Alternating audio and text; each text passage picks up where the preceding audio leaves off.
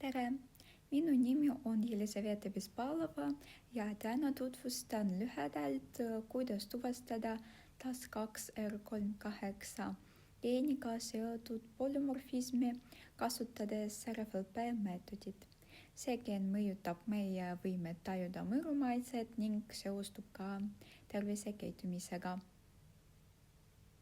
Sissejuhatus ja eesmärk. TAS2R38 geen määrab, kui tundlikult inimene tajub mõrumaitset. Eriti oluline on üks kindel ühend nukleotiidi polümorfism RS1726866, mis mõjutab proopühendi tunnetamist. Selle töö eesmärk oli tutvustada, kuidas polümorfismi laboritingimustest tuvastada ning koostada lihtne RFLP põhjane õppeprotokoll. Lisaks vaatasin, kuidas need geneetilised erinevused on seotud maitse, toitumise ja käitumisega. TAS2R38 geen ja omadused. TAS2R38 geen asub 7 kromosoomil ning sisaldab 3 olulist SNP. Need variatsioonid moodustavad 2 peamist haplotüüpi, PAV ja AVI. PAV-varianti seostatakse tugeva mõrumaitse tundmisega, samas kui AVI haplotüüp põhjustab tunduvalt nõrgema tundlikkuse või selle täieliku puudumise. Need erinevused mõjutavad nii maitseid kui ka valikuid, mida inimesed igapäevaselt teevad. Polümorfismide mõju maitsele ja käitumisele. PAV-haplotüüpiga inimesed tunnevad mõrumaitset oluliselt tugevamalt. AVI-ga inimesed on aga oluliselt vähem tundlikud.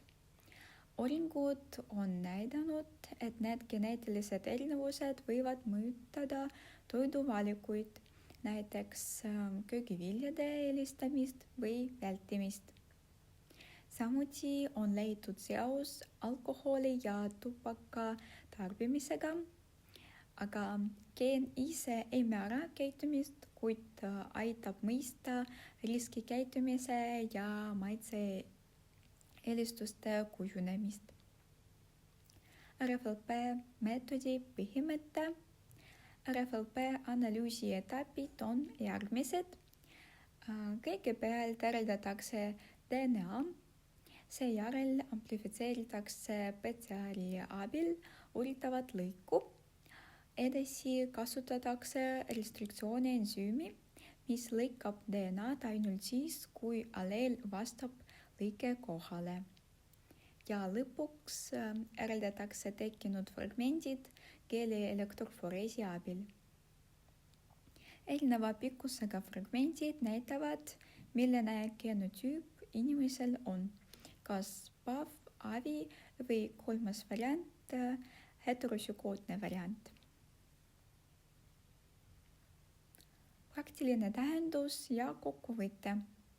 RFLP on lihtne, odav ja usaldusväärne meetod, mis sobib väga hästi õppetööks.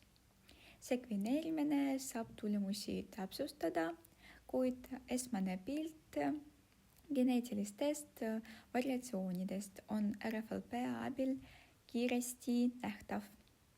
TAS2R38 geen uurimine aitab paremini mõista, kuidas geenid mõjutavad maitset, toitumist ja käitumist.